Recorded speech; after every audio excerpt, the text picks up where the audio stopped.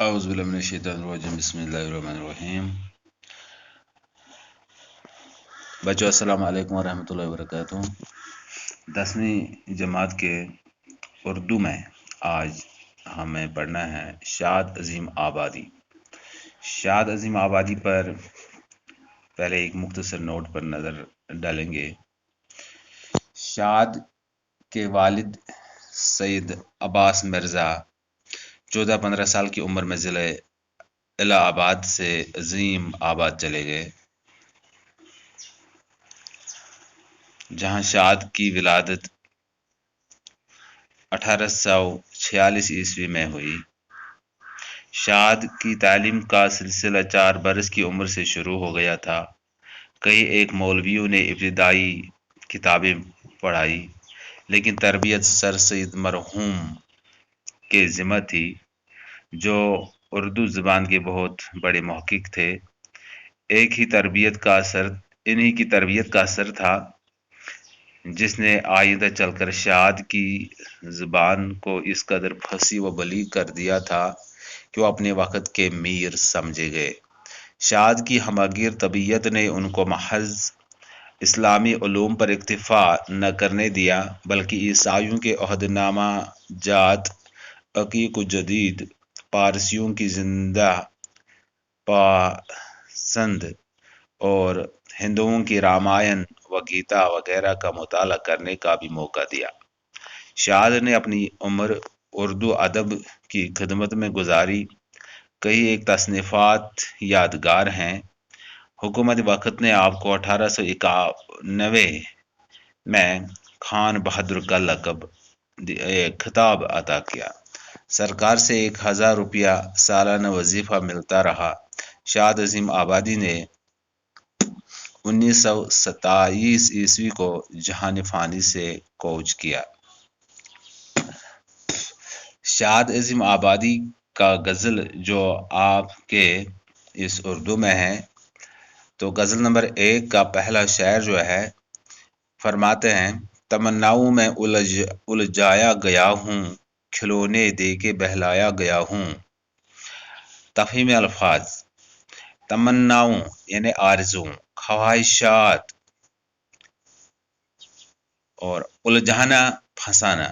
الجھانا کا مطلب ہے پھنسانا، یعنی پریشانی میں ڈالنا۔ کھلونے نازک اور دکھاوے کی چیز جو حقیقی نہیں ہوتے، بچوں کی کھیلنے کی چیز۔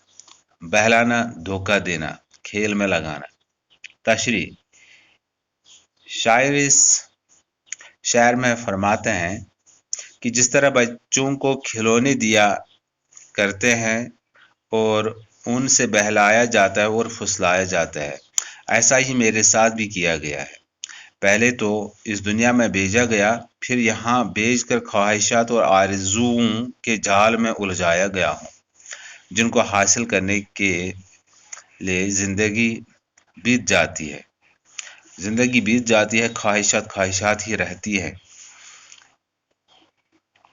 تو یعنی کہ جس کام کے لیے میں یہاں آیا تھا، اس کام کے لیے وہ کام مجھے کرنے کا مطلب ڈھنگ نہیں ہے، اور اس کی طرف مجھے مطلب ذہن نہیں جاتا ہے، بلکہ میں دوسرے آرزوؤں اور تمناؤں میں جا رہا ہوں، اور جن میں میرا دل بہلایا جاتا ہے، تو اپنی حقیقی مقصد سے میں دور ہو چکا ہوں یا ہو جاتا ہوں۔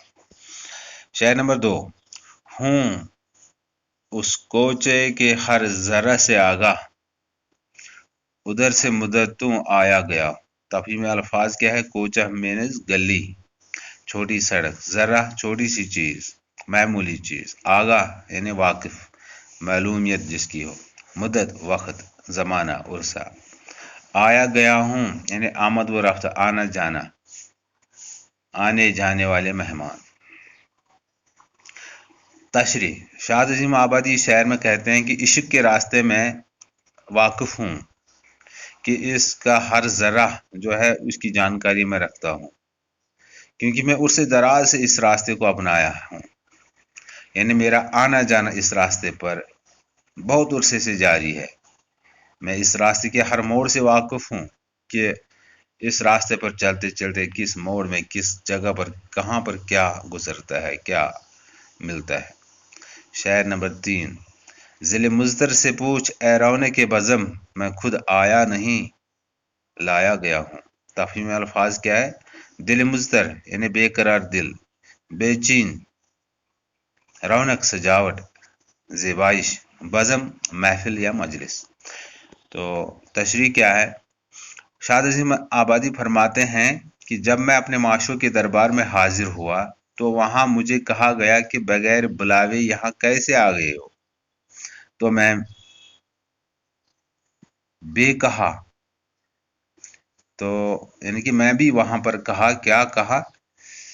اے محفل لے کو شان، اے اس محفل کو شان و شوکت بخشنے والے،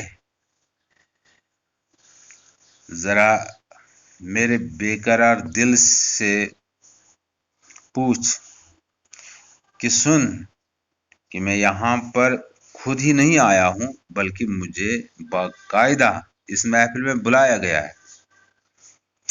یعنی کس کی یاد، یعنی کسی کی یاد کشش اور طلب نے مجھے یہاں کھینچ لایا ہے۔ یعنی اس دنیا میں انسان خود نہیں آتا ہے بلکہ اس کو لایا جاتا ہے۔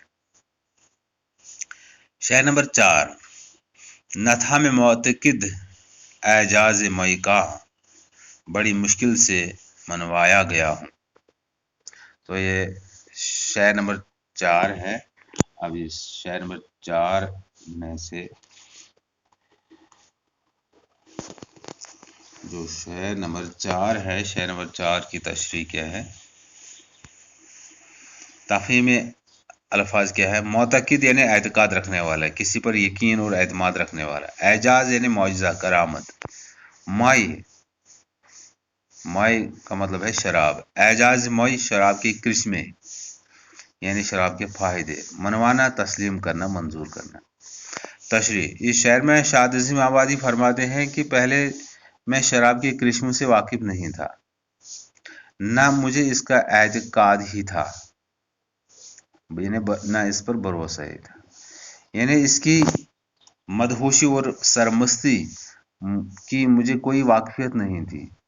لیکن جب محبوب کی جدائی اور اس کی یاد کو فراموش کرنے کے لیے مجھے اس کا سہارا لینے کی تلقین کی گئی اور شراب پی کر مست ہوا، میں شراب پی کر مست ہوا، تب اس کی کرامت اور اعجاز کا قائل ہونا پڑا،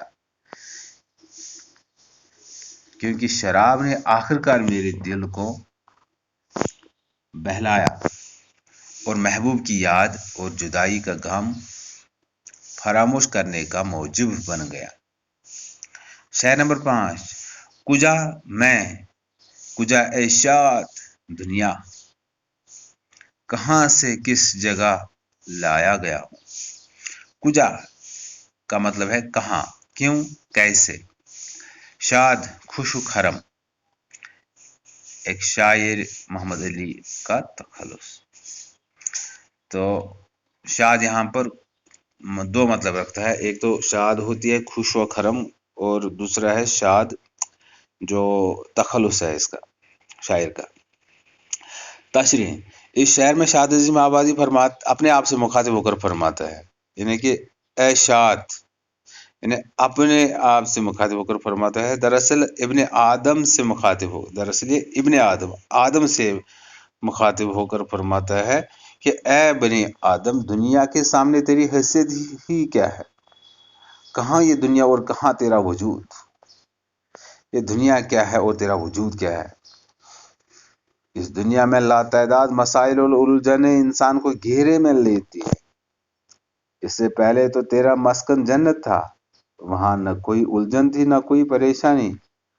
یہ تمہاری اپنی غلطی کی سزا ہے کہ اب آپ دنیا کے اس میدان عمل میں آپ کو آنا پڑا اور تجھے اس میدان عمل میں ڈال کر تجھے دنیاوی الجھنوں میں الجھایا گیا ہے۔